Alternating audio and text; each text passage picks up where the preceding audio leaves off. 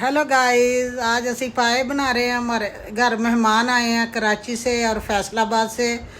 मैं क्या इन्हों अज पाए बना के खवाने हैं सुबह का नाश्ता। हुण असी विच थोम ते प्याज पा दिता है प्रैशर कुकर दे विच, पाए भी डाल दिते ने। ते हुण असी पानी पावांगे इहदे विच। इन्ना पानी पाना आ कि जिहदे विच पाए जिहड़े ना ऐ सीरा बन जान ते खाण वालियां नूं भी मज़ा आवे ते पकाउण वालियां नूं भी मज़ा आवे। ते हुण विच पाया वा नमक, हल्दी डाली आ। ते हुण विच मिर्चां पावांगे। मिर्चां पा के ते फिर असीं इहनूं ना हुण चुल्हे दे उत्ते रख के ते पकाउणा रख देवांगे। पका के फिर प्रैशर कुकर बंद कर देवांगे। ते प्रैशर कुकर बंद करके कम सो कम तुसीं इन्हां नूं अद्धा घंटा ਚੱਲਣ देना वा।